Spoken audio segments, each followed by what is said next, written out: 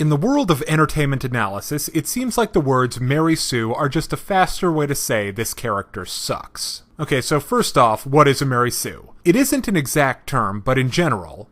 Citation needed. In general, according to TV tropes, Mary Sues are characters who are extremely important in the world of their story, possess unusual physical traits, or have an overly skilled or overly idealized nature. Now, is this actually a bad thing? Let's start by looking at some examples. One of the most infamous Mary Sues is Bella Swan. Bella is a normal human who becomes the love interest of a brooding vampire and a hunky werewolf. She starts wars, ends wars, and becomes a vampire herself. And not a real vampire neither. Right, in this case, vampire means sparkly, superpowered immortal. Okay, if it even needs to be said, yeah, Bella is Mary Sue as all hell. She's incredibly important. She goes from being a normal human duckling to a vampire swan, and she has handsome mansters at her beck and call. Alright, next up, it's a bird, it's a plane, it's the walking embodiment of masculine virtue. Okay, with a character as storied and long-lived as Big Blue, he's gone through a lot of different iterations. But in the broad strokes, Superman is basically invulnerable, has tremendous physical power, and the knowledge and resources of a lost civilization. But he's still an all-American Kansas farm boy. Now, personally, I think that most of the time, in the context of the greater DCU, Superman is not a Gary Stu. But I think you'll agree that that label does kind of fit him fairly well. Yeah, whatever, Batman's better.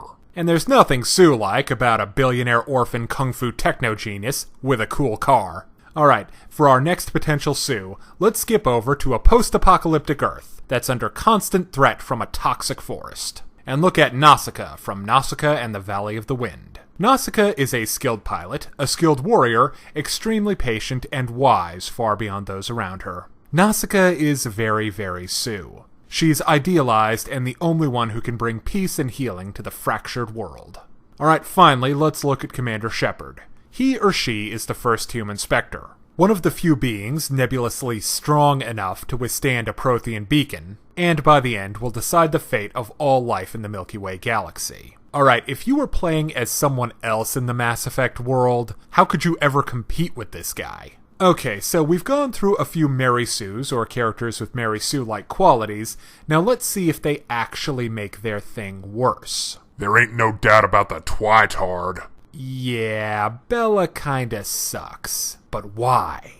I think that's been a very thoroughly discussed topic all over the internet. Good point. The reasons that Bella suck that are directly related to her being a Mary Sue are that she's spectacularly important, idealized, and lacks meaningful flaws. So you can see how that makes the Twilight Saga worse than it would have been with a more relatable lead. Bella's also interesting because she's such a clear author surrogate and wish fulfillment character. Alright, let's move on to another wish fulfillment character, Superman. Big Blue is a wish fulfillment character for the audience.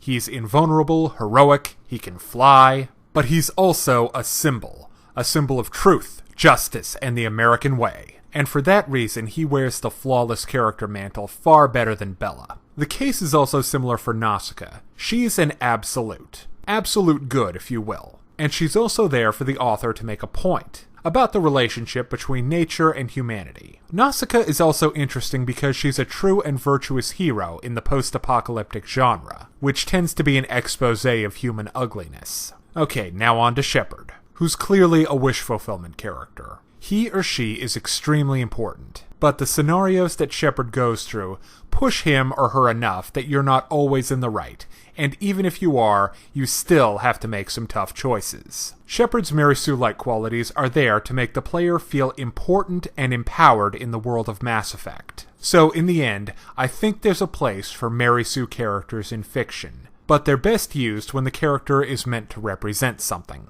or if they exist in a broad archetypal setting. Lord of the Rings is a good example of this working very well. Aragorn, Gimli, Legolas, Gandalf, all of them exemplify the best of what they are. But in settings that are more complex or less well-defined from a right and wrong perspective, a character as absolute as Mary Sues tend to be can really throw off the balance of the story. So, are Mary Sues bad?